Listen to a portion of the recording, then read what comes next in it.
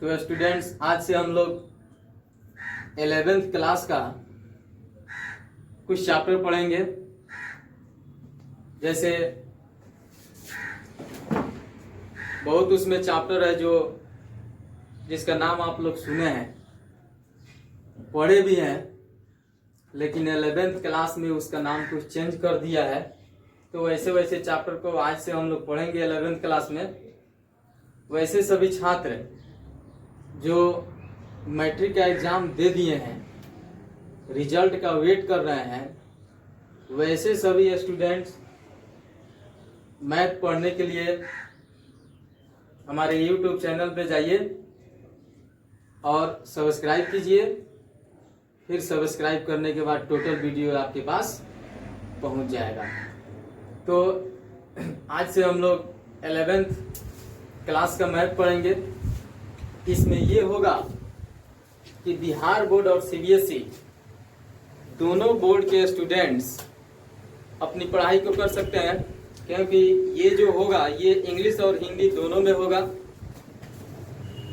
CBSE वाले students जो भी हैं अपने इंग्लिश को देखेंगे और बिहार बोर्ड वाले स्टूडेंट्स एक कलम और कॉपी अपने सामने रखेंगे।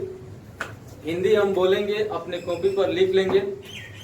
हिंदी बोर्ड पर नहीं लिख सकते हैं, केवल इंग्लिश ही बोर्ड पर लिखेंगे। तो इसके लिए आपको करना क्या होगा कि कॉपी और कलम अपने सामने रखना होगा। उसके बाद आप आराम से पढ़ सकते हैं। एक चीज और ध्यान में रखिएगा कि 11th का कोई भी चैप्टर हो, मेरे कंसेप्ट में आप आइए और कंसेप्ट को बिल्कुल ध्यान से देखिए, ध्यान से सुनिए और उसको ध्यान से पढ़िए। इतना सिंपल हो जाता है कंसेप्ट लेने के बाद कि आप एक्सरसाइज का क्वेश्चन खुद अपने से सॉल्व कर सकते हैं। उस टॉपिक को, उस कंसेप्ट को इतना इजीली बना देते हैं कि आपको एक्सरसाइज के क्वेश्चन को सॉल्व करने में कहीं से कोई परेशानी नहीं होगी। तो वैसे सभी छात्र जो मैट्रिक एग्जाम दिए हैं वो थोड़ा सा विशेष करके ध्यान देंगे। तो आइए हम लोग शुरू करते हैं। सबसे पहले हम लोग शुरू करेंगे कॉम्प्लेक्स नंबर। कॉम्प्लेक्स नंबर का नाम आप सुने होंगे। तो आइए शुरू करते हैं कॉम्प्लेक्स नंबर।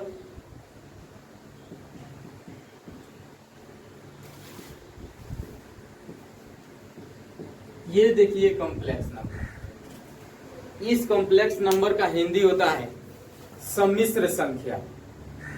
कॉम्प्लेक्स नंबर पहला चैप्टर ये है नहीं, ये NCERT का कॉम्प्लेक्स नंबर है, चैप्टर है 11th क्लास का।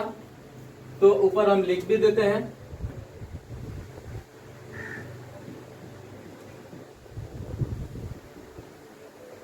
क्लास 11 का ये चैप्टर है कॉम्प्लेक्स नंबर, और इस कॉम्प्लेक्स नंबर का हिंदी होता है सम्मिश्र संख्या।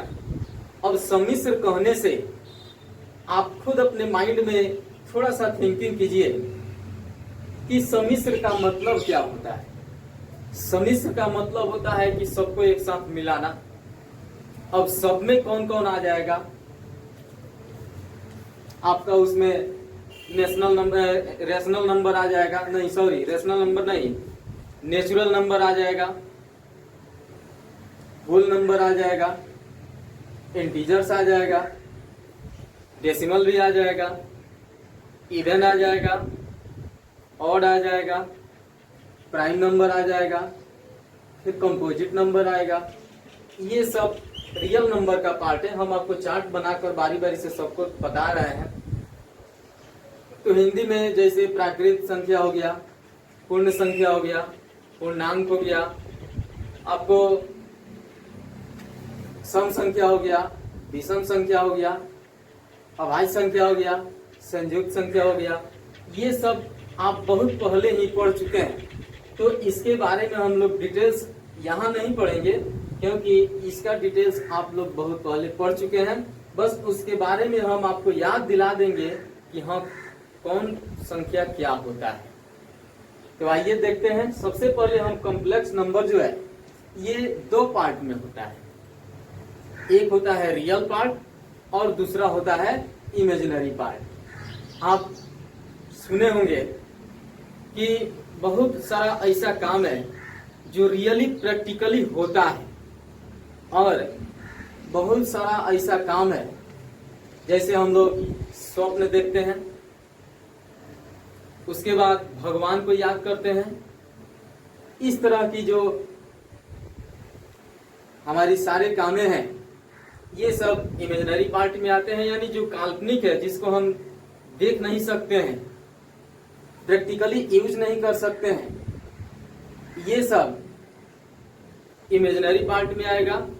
केवल सोच सकते हैं, उस पर विचार कर सकते हैं, यानी जो होने वाला नहीं है, असंभव है, इम्पॉसिबल है, वह इमेजिनरी पार्ट होगा। और जो हम प्रैक्टिकली यूज कर रहे हैं, देख सकते हैं, उसको पकड़ सकते हैं, ये सब चीज जो होगा ये रियल पार्ट होगा। तो ये कॉम्प्लेक्स नंबर जो है, यानी इसका हिंदी सम्मिश्र संख्या है। तो कॉम्प्लेक्स नंबर को दो पार्ट में बांटा गया है। एक होता है रियल नंबर और दूसरा होता है इमेजिनरी नंबर। एक हो गया आपका रियल नंबर और दूसरा हो गया आपका इमेजिनरी नंबर। अब रियल नंबर का हिंदी होता है वास्तविक संख्या और इमेजिनरी नंबर का हिंदी होता है काल्पनिक संख्या। तो ये रियल में, अब देखते हैं रियल में कौन कौन आता है। सबसे पहले रियल में नेचुरल नंबर होगा। अब नेचुरल नंबर का हिंदी प्राकृतिक संख्या होता है। इसके बारे में आप बहुत पहले पढ़ लिए हैं कि नेचुरल नंबर किसे कहते हैं, यानी एक से शुरू होता है। आप ऐसे कह सकते हैं गिनती की संख्या को नेचुरल नंबर कहते हैं, जो एक से शुरू होता है। उसके बाद होल नंबर एक पूर्ण संख्या है, वहीं एक से ही स्टार्ट होगा, बशर्ते इसमें अंतर होता क्या है कि जीरो अपीयर हो जाता है, जीरो शामिल हो जाता है। यानी होल नंबर जो है ये जीरो से शुरू होता है, इसका हिंदी होता है पूर्ण संख्या। फिर उसके बाद इंटीजर्स। अब इंटीजर्स में क्या है, ये पूर्णांक है, ये प्लस में भी हो सकता है, माइनस में भी हो सकता है, उसको इंटीजर कहा जाएगा। फिर उसके बाद डेसिमल्स, यानी आप जैसे हो गया 2.5, 3.5, 6.5, 7/5, यानी जो दशमलव में होगा उसको डेसिमल्स कहा जाता है। फिर इसके बाद इवन नंबर। अब इवन नंबर का हिंदी होता है सम संख्या। ये भी आप बहुत पहले पढ़ चुके हैं कि सम संख्या क्या होता है। फिर उसके बाद ऑड नंबर, इसका हिंदी होता है विषम संख्या। ये भी आप पढ़ चुके हैं कि विषम संख्या क्या होता है। फिर उसके बाद प्राइम नंबर। फिर उसके बाद कंपोजिट नंबर। अब देखिए यहाँ पे नेचुरल नंबर प्राकृतिक संख्या, होल नंबर पूर्ण संख्या, इंटीजर्स पूर्णांक, डेसिमल्स दशमलव, इवन नंबर सम संख्या, ऑड नंबर विषम संख्या, प्राइम नंबर अभाज्य संख्या, कंपोजिट नंबर संयुक्त संख्या। तो अब ये सब, ये जितना हम लोग लिखे हैं ये सब के सब आते हैं किसमें, रियल नंबर में। अब आप समझ गए होंगे कि रियल नंबर क्या है, बिल्कुल समझ गए होंगे कि रियल नंबर में नेचुरल नंबर आता है, होल नंबर आता है, फिर इंटीजर्स आता है, डेसिमल्स आता है, इवन नंबर आता है, फिर ऑड नंबर आता है, फिर प्राइम नंबर आता है, फिर कंपोजिट नंबर आता है। ये सब मिलकर रियल नंबर का निर्माण करता है। उसके बाद आप कहेंगे कि ये इमेजिनरी नंबर क्या है। तो बहुत पहले ही बताया है कि इमेजिनरी नंबर का हिंदी होता है काल्पनिक संख्या। ये आप पहले भी सुने होंगे कि कल्पना करते हैं, किसी चीज के बारे में हम लोग सोचते हैं, कल्पना करते हैं, विचार करते हैं, लेकिन उसको देखते नहीं है, उसका प्रैक्टिकली यूज नहीं करते हैं। तो वैसी सारी चीजें इमेजिनरी में आ जाएंगी। तो आप इस पर थोड़ा सा विशेष फोकस कीजिएगा कि रियल नंबर के अंदर में ये सब चीज आ गया, और ये सब चीज के बारे में आप बहुत पहले से जान रहे हैं, समझ रहे हैं कि ये रियल नंबर क्या होता है। फिर उसके बाद आप इमेजिनरी नंबर को देख लीजिए। जैसे इमेजिनरी नंबर हो गया कि हम किसी भी चीज को याद करते हैं, अनुभव करते हैं, फील करते हैं, लेकिन उसका प्रैक्टिकली यूज नहीं करते हैं। अब देखिए, आप सिंपल बात है, एक सिंपल एग्जाम्पल के तौर पर आप समझिए कि हम किसी काम को करने चलते हैं, तो वह काम यदि ठीक से और आसानी से हो गया तो ठीक है, यदि आसानी से नहीं हुआ तो हम भगवान को याद करते हैं, है ना। जब भगवान को याद करते हैं, क्यों? क्योंकि उस समय हमारे पास कोई ऑप्शन नहीं रहता है, हम लोग विषम परिस्थिति में रहते हैं, अपना मेहनत पूरा करते करते थक चुके हैं। जब मेरे पास कोई डिसीजन नहीं मिला तो हम भगवान को याद किए, पूजा पाठ करना शुरू किए, उस पर विश्वास करके कि ये मेरा काम हो जाएगा। तो वैसे वैसे जो बातें आएंगी वे सब होगा इमेजिनरी में। उसी तरह हर नंबर्स का सॉल्यूशन है, लेकिन कुछ ऐसे नंबर्स हैं जिनका सॉल्यूशन नहीं हो पाता है, तो ऐसे नंबर्स को हम लोग इमेजिनरी में रखते हैं। अब उसमें उसका एक अलग वैल्यू भी आता है। उसमें कुछ वैल्यू ऐसा आता है कि आप अभी तक नहीं देखे हैं, तो उसको आप यहाँ देखिएगा। जैसे यहाँ हम लोग देखते हैं कि x स्क्वायर प्लस 1 इक्वल 0, और जब x स्क्वायर प्लस 1 इक्वल 0, फिर यहाँ पे इक्वल है, ये और ये दोनों सेम राशि है। आप पहले पढ़े हैं इक्वेशन समीकरण में कि जो राशि सेम होता है उसको एक जगह कर लिया जाता है ना। तो यदि हम इसको एक जगह करते हैं तो ये हो जाएगा एक्स स्क्वायर इक्वल -1, या ये एक्स स्क्वायर और -1 इक्वल है? नहीं है, नहीं है। जब एक्स स्क्वायर इक्वल -1 नहीं है तो फिर ये इसका सॉल्यूशन नहीं है, इसका सॉल्यूशन डज नॉट एग्जिस्ट होगा। तो सिंपल उपाय, यदि यहाँ से हम लोग दोनों तरफ स्क्वायर कर देते हैं, यानी ऑन स्क्वायरिंग बोथ साइड, दोनों तरफ वर्ग करेंगे तो दोनों तरफ का स्क्वायर हो जाएगा। या दोनों तरफ हम स्क्वायर न रखकर दोनों तरफ हम रूट लगा देते हैं। रूट का मतलब आप समझ में करते हैं, तो दोनों तरफ यदि रूट कर देते हैं तो ये हो जाएगा कितना? Root X square equal root -1 ऐसे हो जाएगा। जब ऐसे होगा तो इसके स्क्वायर से ये रूट कैंसिल हो जाएगा, तो हमारे पास x का वैल्यू मिल जाएगा रूट -1। इसका भी सॉल्यूशन एग्जिस्ट नहीं है, इसका भी सॉल्यूशन डज नॉट एग्जिस्ट है। तो ऐसे ऐसे संख्याओं के लिए हम लोगों के लिए ये इमेजिनरी पार्ट बना हुआ है कि ऐसे ऐसे संख्याओं का क्लियर सॉल्यूशन हम लोग निकाल लें। तो इसका सॉल्यूशन हम लोग कैसे निकालेंगे, तो इसके बाद फिर आपको हम बताएंगे। पहले हम लोग इसको देखते हैं। इसमें देखिए, इसको देखने से पहले हम लोग क्या करते हैं कि कॉम्प्लेक्स नंबर का एक सिंपल डेफिनेशन तैयार करेंगे। तो आप यहाँ देख लिए कि ये कॉम्प्लेक्स नंबर जो है ये किससे बन रहा है, कैसे बन रहा है। इसमें रियल नंबर और इमेजिनरी नंबर का मिश्रण है, यानी दोनों के मिलने से ये कॉम्प्लेक्स नंबर बन रहा है। तो इसका डेफिनेशन हम सिंपल बनाएंगे। क्या बनाएंगे? तो आप लिख सकते हैं the combination of the combination of real part and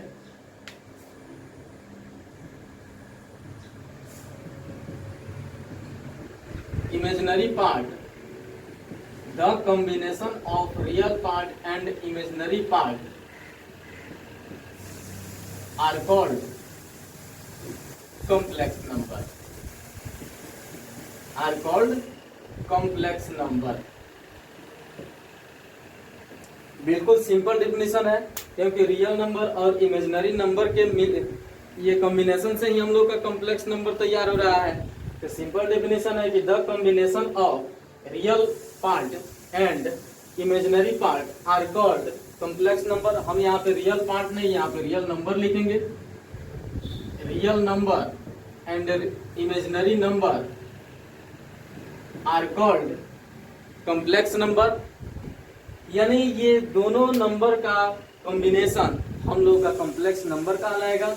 अब हिंदी में जो बच्चे पढ़ रहे हैं, बिहार बोर्ड वाले बच्चे थोड़ा सा ध्यान देंगे कि वास्तविक संख्या और काल्पनिक संख्या के मिश्रण को सम्मिश्र संख्या कहा जाता है।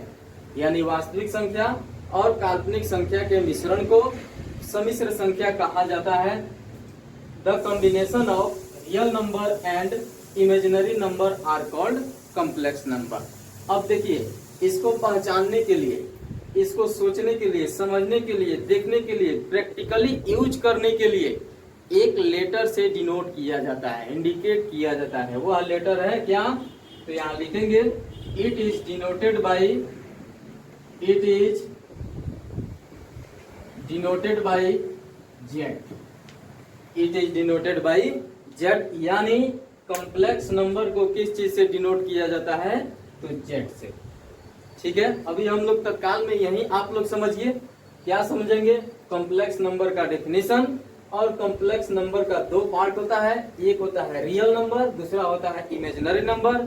रियल नंबर में कैसी संख्याएं आती है और इमेजिनरी नंबर में कैसी संख्याएं आती है, ये चीज आप यहाँ देख रहे हैं। इसके बाद हम आपको बताएंगे कि x इक्वल √-1 जो है, इसको हम लोग रियल पार्ट, यानी वो तो रहेगा इमेजिनरी नंबर ही, लेकिन उसको सॉल्व करने के तरीके से कैसे लिखेंगे, ये चीज हम इसके आगे बताएंगे। तब तक आप इसको अपने कॉपी में नोट कीजिए। नोट करने के बाद फिर हम बता रहे हैं।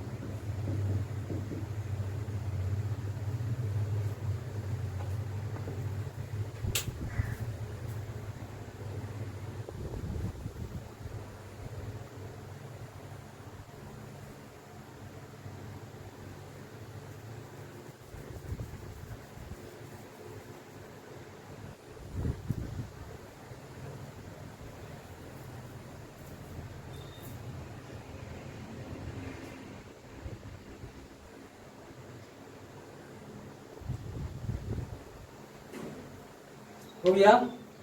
अब इसके बाद हम लोग देखेंगे कि उसको सॉल्व करने के तरीका से कैसे लिखेंगे।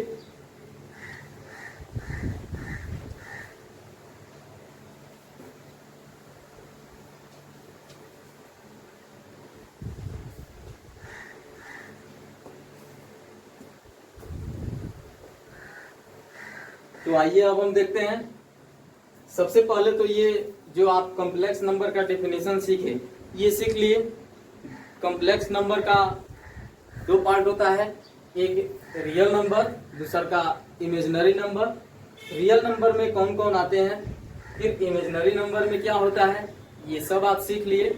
तो आगे बढ़ते हैं। जैसे ये इमेजिनरी पार्ट जो होता है, उसमें जैसे √-1 जो होता है, ये i के इक्वल होता है।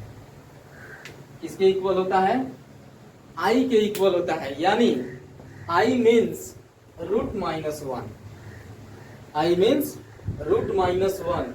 जहां भी हम लोगों को आई दिखाई देगा वहां पे हम समझ जाएंगे कि रूट माइनस वन वहां लगा हुआ है। यानी इस आई को हम लोग आयोटा भी पढ़ते हैं। इस पर थोड़ा सा ध्यान दीजिएगा। आई को हम लोग क्या पढ़ते हैं? आयोटा। तो ये आई जो है, आई का मतलब ही होता है, यानी आई का वैल्यू होता है रूट माइनस वन। क्या होता है? Root minus one.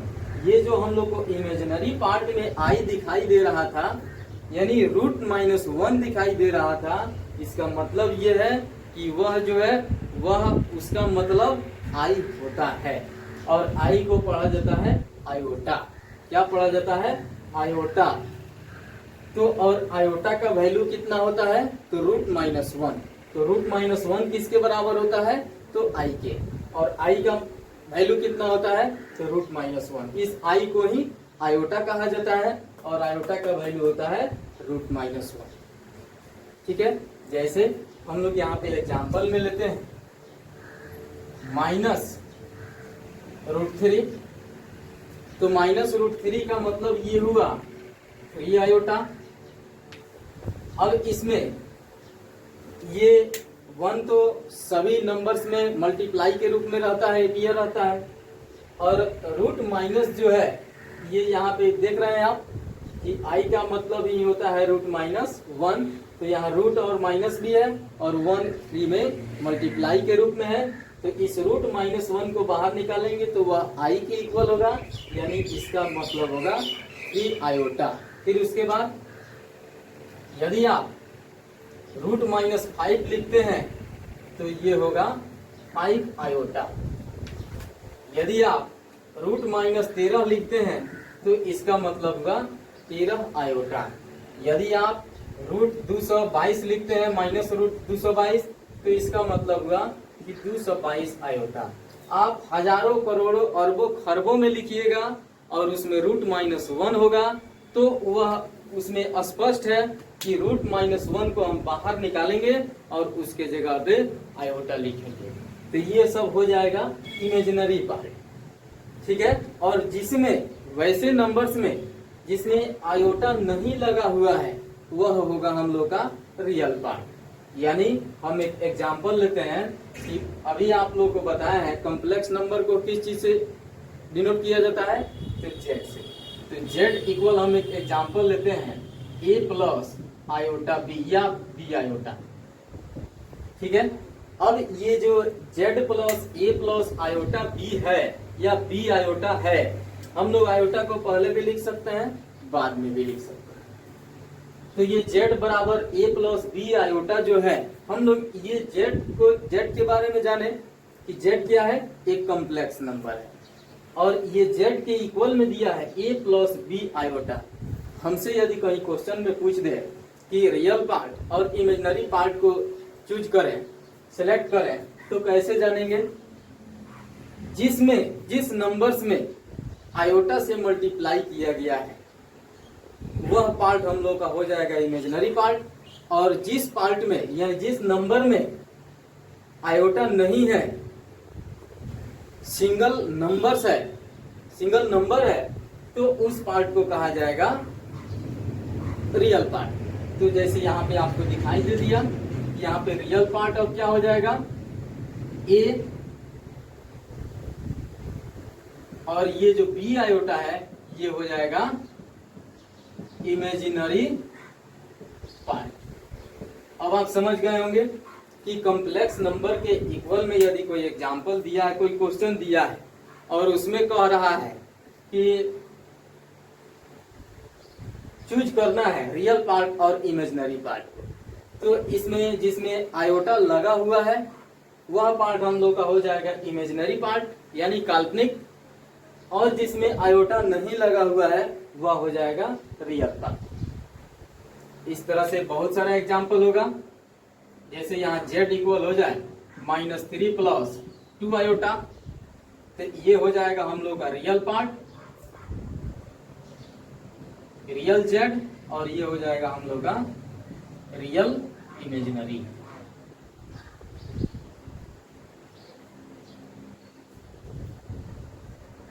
ठीक है, तो एक और एग्जांपल लेते हैं। z इक्वल 4 प्लस 5 आयोटा, क्या होगा, ये 4 जो है ये रियल पार्ट हो गया और 5 आयोटा जो है ये इमेजिनरी पार्ट हो गया। ठीक है, तो अब देखिए हम यहाँ इसको भी लिख सकते हैं, पहले इसको लिख देते हैं। ये जो a इक्वल जो होगा ये होगा रियल पार्ट ऑफ, ये जो होगा real part of complex number, और ये b आयोटा जो होगा imaginary part of complex number. इस कॉम्प्लेक्स नंबर के एग्जांपल में हम आपको क्लियर कर दिए कि a क्या है और b आयोटा क्या है। यानी a इक्वल में होगा real part of complex number और b आयोटा के इक्वल में imaginary part of complex number. लेकिन ये दोनों पार्ट है तो किसका है, कॉम्प्लेक्स नंबर का है। इसको आप अपने कॉपी में नोट कीजिए।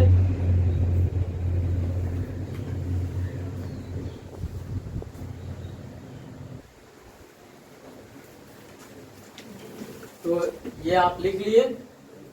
अब इसके बाद आप और देखिए, इस टाइप का हम लोग एग्जांपल लेते हैं। z इक्वल 2 प्लस 3 आयोटा, तो 2 हो जाएगा रियल पार्ट ऑफ z, यानी इस z का ये कॉम्प्लेक्स नंबर को हम z से डिनोट करते हैं तो यहाँ z लिख सकते हैं। फिर 3 आयोटा इक्वल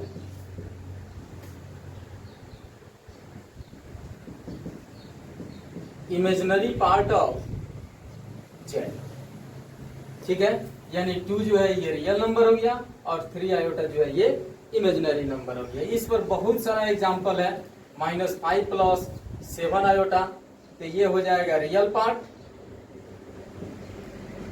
और ये हो जाएगा इमेजिनरी पार्ट।